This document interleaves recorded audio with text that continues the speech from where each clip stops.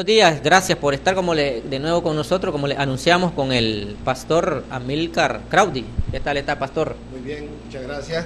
De verdad que es un privilegio estar aquí con ustedes y poder dirigirnos a la vasta audiencia que tienen ustedes. Pues nosotros estamos interesados que usted viniera porque queremos compartir temas principalmente motivacionales, cristianos. De repente estamos, pastor, en una situación de depresión y vamos a la iglesia y en la iglesia estamos en el culto y hay otro ambiente como que nos desligamos de nuestra vida secular y de nuestra vida diaria, pero saliendo del culto, de la administración y todo lo que sucede, volvemos a la misma situación y nos está sucediendo y nos sucede mucho y muy seguido. Entonces nos ha interesado que venga una persona que se dedica a esto, como usted, y que tiene experiencia en esto y que tiene además pruebas de resultados en esto. Pero antes de entrar al punto de los temas, quisiera preguntarle, para quienes no conocen, ¿quién podemos decir que es Amílcar Crowdy? ¿De dónde viene? Bueno, Amílcar Crowdy es un matagalpino, vengo de la ciudad de Matagalpa, hijo de Saúl y Gladys Crowdy, unos maestros de escuela pública en mi ciudad, y a los 15 años me vine a Managua a estudiar ingeniería. Aquí me estudié en la UNAM en los años 1977, sí. Y ya estudiando ingeniería yo me gradué y después puse mi empresa siendo todavía un estudiante de ingeniería. En ese tiempo yo me dediqué ya de una vez a trabajar en mi propia empresa, quise tener mi propio emprendimiento y no necesariamente trabajar de empleado para nadie, y me propuse como meta hacer dinero. Dije yo voy a salir de esto, yo voy a tener recursos, y entonces lo que hice fue dedicarme a trabajar y enfocarme en generar dinero. Quiero explicarte que una de las cosas más fáciles para todos los seres humanos es que todos podemos hacer dinero, sí. Pero solo el 70% o solo el 30% podrá retener una parte del dinero que gana. Ajá. Y solo el 4% de la gente podrá poner el dinero a trabajar a favor de ellos. Y nosotros, los cristianos, no entendemos que bíblicamente nosotros no deberíamos de trabajar por dinero. Ajá. Deberíamos de que el dinero trabajara por nosotros. Cada una de ellas tiene sus propias habilidades. Como a los 24, 25 años yo llegué a tener tanta plata que me metí a problemas, una vida desordenada, no conocía del Señor y prácticamente quebré y me vi en muchos problemas económicos. A los 30 años ya me había levantado nuevamente y volví a quebrar casi por $1 millón. Y a los 37 años volví a quebrar casi con $2 millones, porque sabe algo, el éxito, si no lo sabes manejar, te va a complicar la vida. Y entonces, como no tenía habilidades para sostener los recursos, sino que mi vida desordenada me llevó a una quiebra estrepitosa, abrieron una cantidad de juicios en contra de mi vida, 13, 14 juicios, me sacaron en las noticias, en los diarios, en la televisión, sí. y prácticamente, y una de las personas a quien yo le debía me llevó a la cárcel. Estando preso por deuda, fui llevado, aunque alguien puede decir ahorita no hay cárcel por deuda, pero bueno, a mí me llevaron preso. Estando 5 días ahí, una de las personas que estaba detenida sacó un Nuevo Testamento y leyó la Biblia. Yo dije, estos religiosos están en todos lados, hablando y molestando a la gente. Y yo me puse a reír y el hombre me dijo, si te vuelves a reír te boto los dientes. Y entonces me dice, yo creo que tú no perteneces a esto, y si tú haces un pacto con Dios, tú en 3 días saldrás de aquí. Yo me quedé callado, me quedé quieto, pero después como buen empresario me hice a un rincón y dije yo, ¿y si esto funcionara y fuera cierto? Correcto, le interesó ahí el asunto. Entonces, claro, yo me fui a un rincón y dije, si es cierto, que tú eres real, porque yo nunca había visitado una iglesia, nunca había leído la Biblia. Entonces lo que hice fue en ese momento decirle a Dios, si es cierto que existes y me sacas de aquí, te entrego el alcohol y las mujeres. Que era su fuerte era mi fuerte, en el mundo, digamos, ¿no? Era un zángano de marca, un borracho. Y entonces al día siguiente yo estaba fuera de la cárcel, Dios me liberó hace 18 años de eso. El problema es que a mí no me salva la iglesia organizada, entonces no seguía el bautismo, no seguía el discipulado, no había cuál es el siguiente paso. Sí. Yo encontré al Señor, el Señor me encontró a mí, pero ahí termina todo. Entonces yo me quedo siempre escondido porque me andaban siguiendo para matarme y otras personas para cobrarme el dinero. Y yo comencé a escuchar en la radio de la Fraternidad de Hombres de Negocios, fui a un capítulo, ahí conocí al Señor, pero cuando comenzamos a ahondar, a leer la Biblia, pues no pareció mucho, y entonces nos tuvimos que retirar y conformamos un ministerio, y después casi de inmediato yo me ligué o me junté con el apóstol Ronnie Chávez, a la cual pertenezco, y manejamos una red ministerial en Nicaragua y las naciones, en donde manejamos unos 25, 30 ministerios a nivel de Nicaragua y algunas naciones. Entonces pertenecemos a una red ministerial, otros pertenecerán a una denominación porque ahí nacieron, otros pertenecerán a una misión porque ahí nacieron, otros pertenecerán a otra cosa, pero entiéndeme algo, nadie tiene la razón.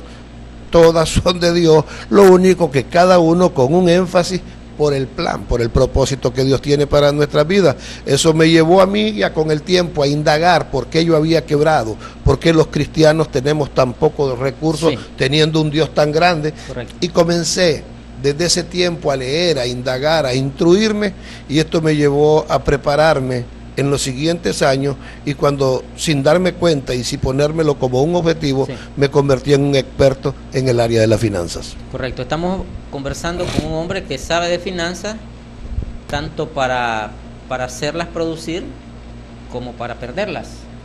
Y estamos hablando con un hombre que sabe del aspecto de la iglesia. Quiero preguntarle ahí, ¿cómo combinar esto? Porque muchos dicen, bueno, el empresario por lo general dice, no necesito una iglesia, lo tengo todo, no necesito. Y muchos religiosos, vamos a ponerlo en este término así, dice el amor al dinero, porque citan la Biblia, es la raíz de todos los males, y habla del amor, no habla del dinero, pero bueno, lo citan ahí. ¿Usted cómo cree o cómo nos explica esta combinación que hace usted de empresario y hombre de iglesia a la vez? Mira, en este tema de empresario, somos seres integrales, somos reyes y sacerdotes. Sí. No dijo que teníamos que ser o reyes o sacerdotes. Correcto. La iglesia por mucho tiempo ha cometido el error de haber recluido a los hombres dentro de la iglesia y los hemos vuelto como un monje que están solo sumergidos en la palabra para oficios religiosos, pero eso es los miércoles, los martes, los jueves y los domingos, por una hora. Y el resto del tiempo que tú haces, ¿sabe algo? Dice que Él, nos dice en el libro de Deuteronomio 18, que Él nos dio la habilidad para producir la riqueza. Correcto. No creo que sea malo producir riqueza, porque mi Biblia dice que Él nos dio la habilidad, y todo lo que Dios da, lo da bueno. Es más, antes de poner al ser humano en la tierra, Dios puso el dinero, Él puso los recursos, puso el oro, puso la plata. Él pensó, esto le va a hacer falta al ser humano, y es una moneda de cambio, es una forma, la cantidad de recursos que tú puedes andar en la bolsa indica que también te están yendo las cosas, siempre y cuando la forma en que lo estás logrando, el dinero, sea por medios lícitos y no estés cometiendo ninguna cosa que vaya a reñir con la ley. Entonces yo creo que como seres pensantes debemos de entender que estamos en esta tierra por dos cosas fundamentalmente, sí, para traer soluciones y para ayudar.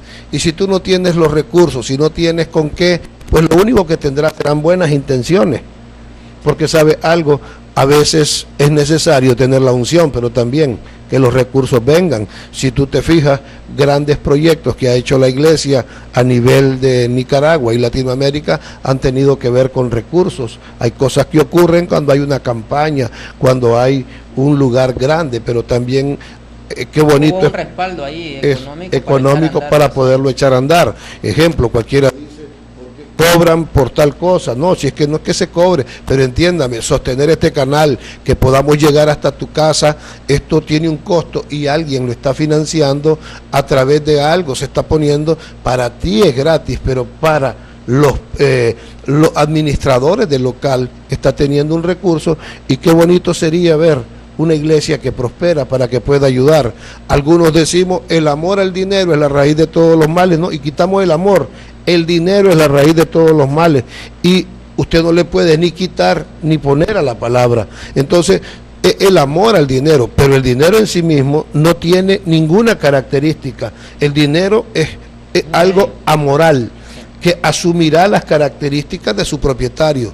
Si el dinero es puesto en las manos de una persona perversa y mala, pues ese dinero vendrá a las manos de esa persona para ser una persona más mala o que hará mayores maldades. Correcto. Pero cuando el dinero viene a las manos de una persona temerosa de Dios o con principios y valores cristianos, pues ese dinero reflejará lo que está en su corazón y servirá para ayudar, para servir, porque entiende algo, nosotros estamos para resolver problemas en esta tierra y suplir necesidades. Entonces, ¿cómo lo puedes hacer? Con una palabra, pero también qué bonito podría ser ayudarle a alguien a hablar con ellos y cuando terminaste de platicar en la cafetería, poder pagar eso y que la persona vea que no solo estabas dispuesto a invertir tus palabras, que también estabas dispuesto a invertir tus recursos porque la persona tiene un valor.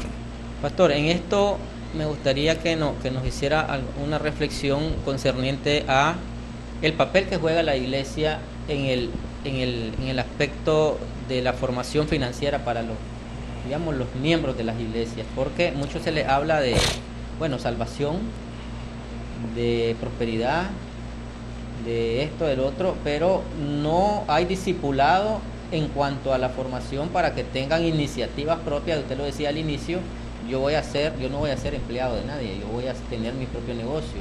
No hay este tipo de formación en las iglesias. ¿Es falta de capacidad de los líderes, del pastoral, de la pastoral o de qué? ¿O es necesario capacitar también a los líderes para que entren a esto? Porque es bonito escucharlo hablar a usted, muy bonito, muy positivo, levanta el ánimo, pero después, el que está viendo, ¿qué hace? ¿Cómo él puede recurrir a tener herramientas que lo capaciten para emprenderse? Mira, no lo tienen las iglesias, eso es lo que le pregunto. Claro, tienes que entender algo, 70% de la gente de la iglesia es pobre. Sí. Tienen la palabra, tenemos las promesas de Dios, pero hay algo, no hay educación financiera. Sí. Y algunos de nosotros podemos ser aún profesionales, pero entiéndeme algo, durante 20 años fuiste al colegio, al kinder, a la universidad y nunca te enseñaron acerca de manejos de finanzas personales. Sí. Por lo tanto, tú vas a aprender a golpe y error y estarás aprendiendo a los 50, 60 años cuando ya estás a punto de jubilarte. Correcto. Entonces, los recursos y el dinero tienen sus habilidades para ser manejados y tenemos que enseñarle a la iglesia por una razón. Sí. La Biblia habla más de dinero y de administración, hablando de los 4 evangelios. El Señor Jesucristo habla más de administración y de recursos que de la palabra iglesia, que la palabra oración y ayuno juntos. Sí. Ahora, ¿qué está diciendo, hermano Amílcar? Que eso es más importante. No me malinterprete. Lo que te estoy diciendo es que en la Biblia hace más énfasis a eso, porque seguramente el Señor Jesucristo ya sabía que era en lo que íbamos a tener más problemas. Entonces dejó más herramientas hacia eso para evitar. Mira lo que dice el Señor Jesucristo: nadie se atreva a construir una torre si antes no calcula los gastos. Tú tienes que desempolvar eso y poderlo decir de otra forma. Nadie se atreva a vivir su próximo mes si antes no calcula los gastos. No vaya a ser que a mitad de mes no pueda terminar con sus pagos y sea avergonzado. Si tú te fijas, la Biblia constantemente nos está hablando de administración y vea esto. La palabra de Dios dice que Él anda buscando intercesores. Él dice en su palabra que Él anda buscando adoradores. Sí. Y lo tercero que anda buscando son buenos administradores. No anda buscando evangélicos. Hay varias parábolas de administración, de los talentos y varias parábolas de administración. Entonces, ahora, tengo que ir a una pausa, dale. Doctor, y le pido el favor que me disculpe. Vamos a ir a una pausa. Solo quiero hacer el comentario de que también la Biblia inicia con la parte administrativa, entregando al hombre la administración de la creación. Son bienes, ¿no? Y nos dio en administración y Él regresó al cielo. O sea, nos dejó como dueños, como propietarios. Dios, el anhelo de Él es que si eres fiel en lo poco, Él te pondrá en lo mucho, y que si eres fiel en las riquezas ajenas, Él te dará las propias. Él quiere que seas propietario. Correcto. Vamos a la pausa y regresamos con otros temas de interés en Foro Cristiano. Volvemos. De regreso con el pastor Amílcar Claudi. Él es apóstol y dedicado al fomento de la motivación en ámbito financiero y de la vida cristiana en general. Y ahí queremos caer a un punto que se llama planificar el destino con Dios, que me interesó el tema. Y yo me pregunto, bueno, ¿cómo es esto de planificar el destino con Dios? Le pregunto también al pastor. Gracias, de verdad que es un gusto estar aquí con ustedes y he disfrutado de estar aquí. Debemos de recordar que la Biblia dice que Él es el Dios de Abraham, de Isaac y de Jacob, sí, que significa que Dios es un Dios generacional, que Él no solo te salvó para llevarte al cielo, que Él tiene un plan más allá de ti y que quiere trabajar a través de tu vida, a través de tus hijos y a través de tus nietos. Prácticamente lo que quiere crear es como una dinastía o crear una red empresarial o una red ministerial o un negocio o una asociación que le permita a Dios alcanzar, llegar y tocar más vidas en porque el plan de Él es la gente, pero hay personas que tienen esa mentalidad, sí, ya soy salvo. Y bueno, yo me acuerdo cuando yo estaba comenzando en los caminos, que llegaba a una empresa y un señor de mucha edad se quedaba en el escritorio y suspiraba y decía, pero ¿por qué no viene? ¿Por qué no nos lleva? Porque queríamos escapar de lo que vivimos, sí, y nosotros somos la sal y la luz de este mundo, no la persona que se va a ir. Si tú fuiste alcanzado, apenas ese es el inicio. Hay un plan, hay un propósito, el cual tú tienes que comenzarlo a ver. Primero, planear un mes, un año, 5 años, sí, 10 años, 20 años. ¿Cómo me veo al final de mis tiempos? ¿Qué es lo que yo voy a dejar como un legado? Porque a veces vemos al patriarca Abraham, pero el patriarca Abraham dejó un legado que hasta el día de hoy usted y yo disfrutamos de los beneficios cuando Dios le dijo, en ti serán benditas todas las familias. Y entonces esa bendición viene a nosotros a causa de que Abraham, a través de su obediencia, provocó esa bendición en Dios para nuestras vidas. Pastor, me ha dicho algo o nos ha dicho algo que me ha recordado un punto de la Biblia que muchos lo mencionan. Dicen, las maldiciones son generacionales. Y es cierto, ¿no? Las maldiciones son generacionales. Pero usted aquí está proponiéndonos algo completamente opuesto. Las bendiciones y las promesas son generacionales también, que no lo había escuchado propuesto de esa manera. Había oído decir yo, las maldiciones son generacionales, tenemos que luchar contra la maldición de tus abuelos, de tus padres, de tus bisabuelos, porque eso te ha venido acarreando tu maldición y hay que cortarla, pero hablamos de maldición. Ahora usted propone que las bendiciones y las promesas son generacionales. Son generacionales y hay cosas que se van a cumplir en nuestras vidas. Solamente revisa a Abraham. Abraham sale de ¿cómo es que se llama? De su tierra, de Aram, y cuando comienza a caminar, sí, el primer lugar donde Dios le aparece es en Siquem. En ese lugar, en Siquem, se encuentra con Dios y al estar con Él en ese lugar, edifica un altar. Correcto. Y le dice, serás una gran nación. Él estaba pensando en un hijo, él estaba pensando, sí, en Isaac, pero Dios estaba pensando generacionalmente en levantar naciones de los lomos de Abraham. Entonces le ofrece eso en Siquem. 600 años después, este líder está motivando al pueblo. Josué está en un lugar y cuando está con todo, en Josué 24 le dice, yo y mi casa serviremos al Señor. Sí. Yo estoy haciendo un pacto, y cuando usted revisa la Biblia en Josué 24, el pacto lo está haciendo en Siquem. Ajá.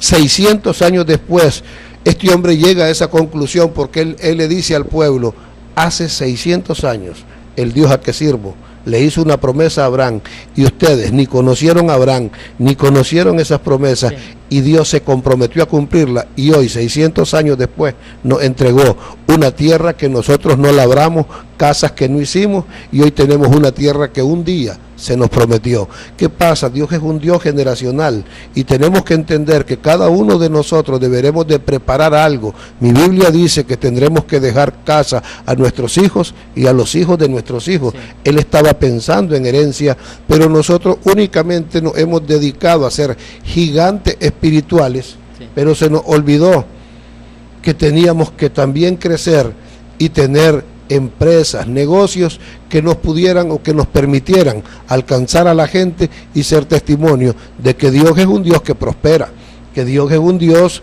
que trae soluciones a nuestras vidas y que Dios no quiere que vivamos del día a día nada más. Correcto.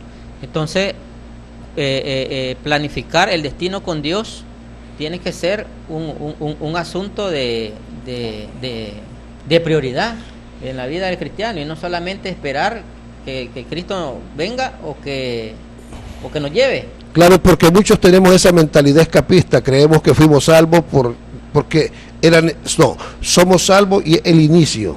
Ahora yo necesito encontrar para qué fui salvo. Ejemplo, yo estoy aquí contigo cuando yo estaba detenido e hice ese pacto con Dios. Yo nunca me imaginé nada de esto. Correcto. Pero yo tuve que descubrir mi propósito. ¿Cómo?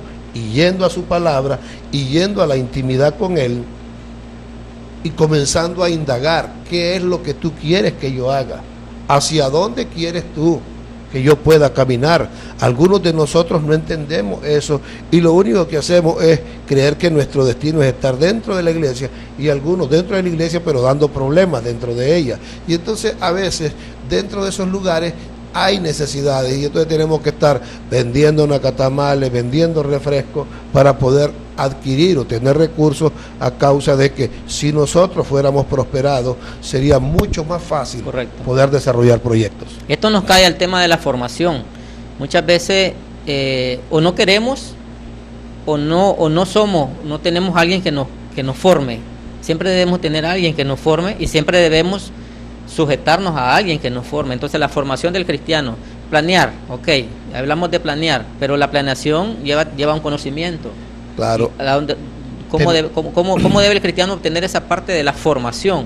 Mira, yo creo que lo primero es que tienes que hacer un plan y buscar la ayuda de un tutor o de un mentor para que te diga hacia dónde quieres ir. Ajá. De aquí a 10, 15 años, dónde quieres estar como iglesia, como ministro, como hombre de Dios, como hombre de hogar, como hombre de familia. ¿Qué es lo que quieres en esta vida? ¿Cómo quieres ser recordado? ¿Cuál es el legado que vas a dejar a tus hijos? Sí. Entonces tú comienzas a indagar en Dios y en su palabra, y de repente Dios muestra, o a través de palabras que vienen, de profecías que te dan, tú comienzas a escuchar cuál es el plan de Dios para tu vida y tú comienzas a construir aquello. Correcto. Y al hacerlo buscas la ayuda de mentores y tutores, porque sabes algo, no hay un Josué si primero no hay un Moisés. Correcto. Y tú miras que Josué sirvió 40 años, hay un Eliseo sirviendo por 18, 20 o 21 años, hay otros que dicen 14. Eso es para los entendidos en el tema de la escatología. Yo no soy muy bueno en eso, sí, pero me gusta investigar. Y Eliseo aprendió de Elías y estuvo siendo mentoreado por él entre 14 y 22 años. Y tú lo puedes ver, no hay un Saulo de Tarso que se convierte en un Pablo. Claro, si no es porque se encuentra con el Señor, pero si no hay un tutor llamado Bernabé que lo toma y lo conduce de la mano por 17 años.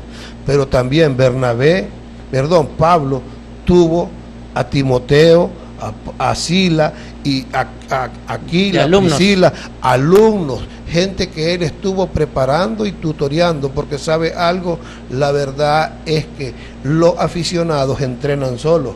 Los que quieren llegar a un lado y son profesionales buscarán la ayuda de tutores y de mentores. Si tú miras la presidencia, hay asesores en la presidencia. Si tú llegas a grandes corporaciones, hay asesores en ellas. La gran pregunta es, ¿y a ti quién te asesora? ¿A ti quién te ayuda?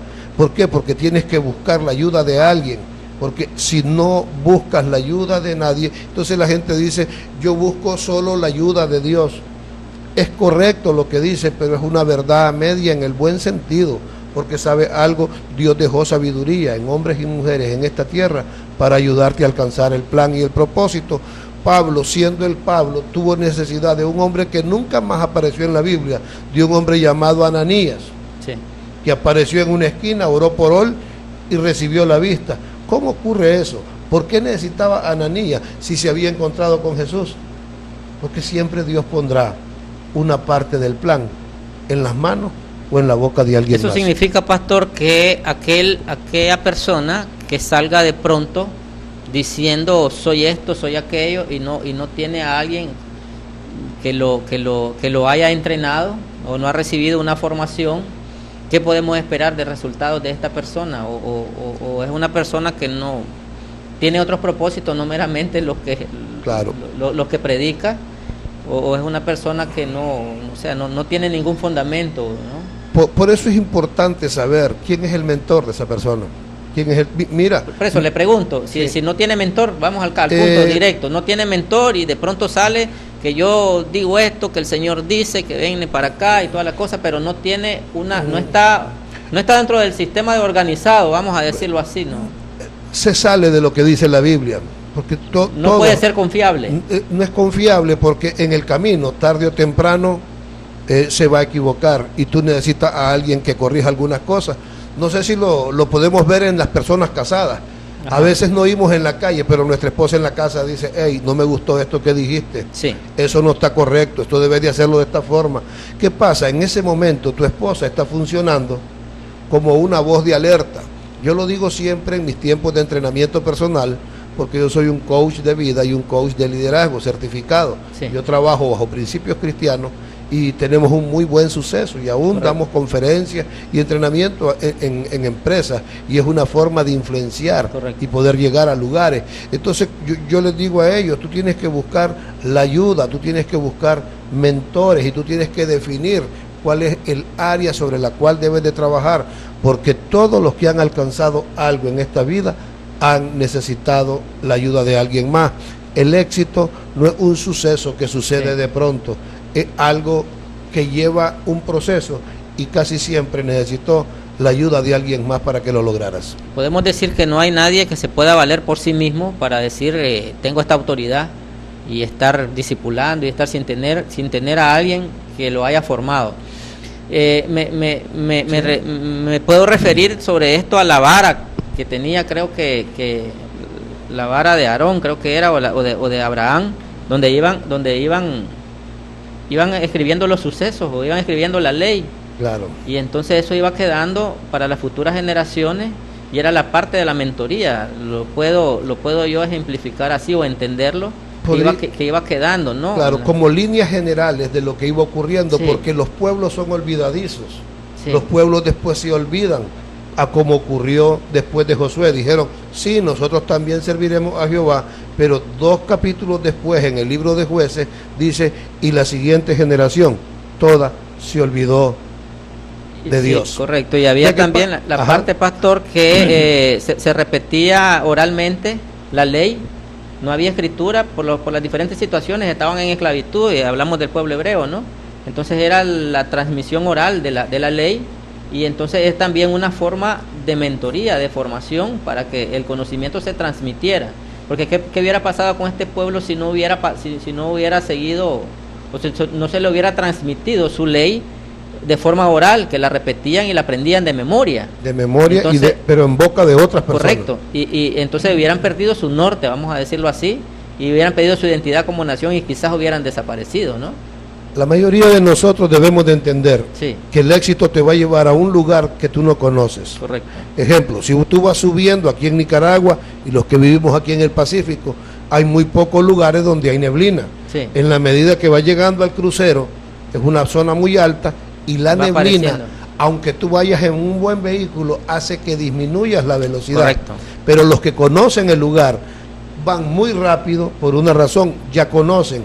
Entonces, ¿qué significa el éxito? Cuando tú vas subiendo en las escaleras corporativas o ministeriales, te va a hacer llegar a un lugar que tú no conoces, y vas a necesitar la ayuda de tutores y mentores que conocen el lugar, sí, que te puedan conducir.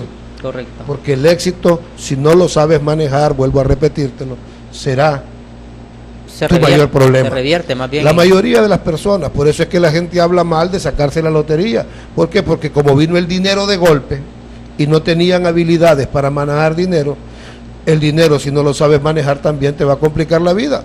¿Por qué? Porque el dinero tiene su fuerza. Sí. El dinero a veces le cambia la vida a la gente. Ojo, el 60% de los problemas que tiene la gente hoy día se resuelven con dinero. Son financieros. Pastor, vamos a hacer la pausa y cuando regresemos el tema del liderazgo, porque yo quiero preguntarle al pastor, ¿cómo podemos identificar que el líder que tenemos es el líder que debemos tener? Regresamos. Regreso en esta interesante conversación con el doctor Amílcar Crowdy, consejero, motivador, apóstol también de la Iglesia del Señor en Nicaragua, y es un hombre que lo ha puesto en el asunto de la administración para el manejo de recursos financieros y de la vida personal, para encauzarnos bien en este asunto del andar por esta vida dentro de la formación cristiana. Y yo quería preguntarle, el tiempo ya nos está acosando un poco, pastor, ¿cómo puedo identificar yo que el líder que tengo es buen líder? A ver, ¿qué frutos tengo que ver? ¿Cuáles son las señas que tengo que yo revisar para decir estoy en camino correcto con esta persona aquí, que me está guiando, que me está formando, que es mi mentor? Bueno, interesante tu pregunta y bastante media complicada. ¿Cómo me puedo dar cuenta si es el líder? Lo primero, tu líder tiene que ser genuino. Ajá. Reproducimos lo que somos, no lo que sabemos. Y a veces es bonito escuchar a la gente hablar, pero hablan una cosa y viven otra. Hace unos meses, hace unos años alguien me dijo, o así es que usted es un predicador de prosperidad. No, le digo, me gusta la prosperidad, sí. Me gusta enseñar temas financieros. Sí. Es muy diferente, le digo. Tú tienes que aprender a leerlo, pero entiéndelo. Le digo. A mí, mi intención es que el pueblo de Dios aprenda, se eduque, para que cuando vayamos afuera a los negocios puedan llevar algo, le digo. Pero entonces cuando tú me hablas de liderazgo, a veces podemos ver un líder. ¿Cómo nos damos cuenta si es genuino? Si lo que está hablando en su vida privada también lo sostiene. Cómo se comporta, porque una cosa es lo que estamos haciendo aquí, tú y yo estamos proyectando una imagen, sí. Pero integridad es lo que haces cuando nadie te está viendo. Entonces, un líder debe de ser genuino delante de la gente y delante de Dios también. Correcto. Entonces hay que observar sus aspectos personales, su comportamiento personal, claro. Y no solamente lo que nos dice en el púlpito, o lo que nos da en la charla o cuando estamos platicando a la orilla de la iglesia, que saludamos y todo, pero cuando llega al banco, cuando llega a la estación gasolinera, cuando llega al supermercado, se comporta de una forma incorrecta, habla mal, dice cosas, se enoja y grita palabrotas, porque algunos lo hacemos, y entonces uno se da cuenta y dice, no, wow, este no es aquel que conoce allá. No es que somos perfectos, pero al menos los rasgos principales de un líder se deben de sostener. Alguien me dice, ¿por qué me ha costado tanto que la gente me siga? ¿Y qué tipo de gente anda buscando? Gente íntegra, gente de carácter y gente comprometida. Y entonces le pregunto yo a él, ¿y tú eres íntegro? ¿Y tú eres comprometido? ¿Y tú tienes carácter? Por una razón, tú te vas a rodear de lo que tú eres, porque aves del mismo plumaje se juntan. Así es que si lo que te está llegando no es lo que tú eres, lo más seguro es que alguna de esas cosas que tú estás esperando deberás de desarrollarlas internamente. Me parece que el buen líder también se trata de eso, de que si hay problema, ayudarlo para que solucione esos problemas. Que si no tiene integridad, formarlo para que sea íntegro. No necesariamente ya buscar los hechos, porque ¿qué chiste tendrá un líder ya buscando cuando ya están hechos? Y es que ese es el asunto. A la iglesia lo que nos llega es eso, materia prima nuevecita, que hay que formarla, que hay que entrenarla. Pero ¿qué pasa? Nosotros nos ponemos únicamente a hacer los gigantes en doctrina y en discipulado, sí. Pero se nos olvida enseñarle algunas cosas de vida. El mundo paga por habilidades, no paga por religión. Y entonces sí. Normalmente la gente de la iglesia son los que ocupan los puestos más bajos en los lugares, porque son gigantes en el tema del discipulado y el conocimiento teológico, pero no tienen habilidades para desarrollarse y brillar en un mundo competitivo. Correcto, doctor. A mí me gustaría que nos comparta, de acuerdo a lo que usted siente ahorita, que nos pueda compartir una palabra en 2 minutos, un mensaje que usted sienta compartirnos. Muy bien. Yo creo que algunos de ustedes, igual que nosotros, puede estar viviendo situaciones difíciles como lo que vivió un día Pablo y Silas. Estos hombres, al estar presos y encarcelados sin motivo, ellos en lugar de quejarse, en lugar de reclamar a Dios, en ese lugar oscuro, lo que hicieron fue adorar y exaltar al Señor. Hay momentos en los cuales tú pierdes el control, pero tienes que entender que Dios todavía está en control de las naciones de la tierra. Que eso que tú ves hoy, que parece un imposible, si tú haces las cosas correctas, con la actitud correcta, Dios abrirá una puerta a favor de tu vida y a favor de tu familia. Yo creo que hay un tiempo que viene a ti, pero que tú debes de prepararte, tú debes de determinarte. Se ha hablado que el 2017 es un año extraordinario y de expansión. Sí, pero ¿qué pasos deberás de dar tú?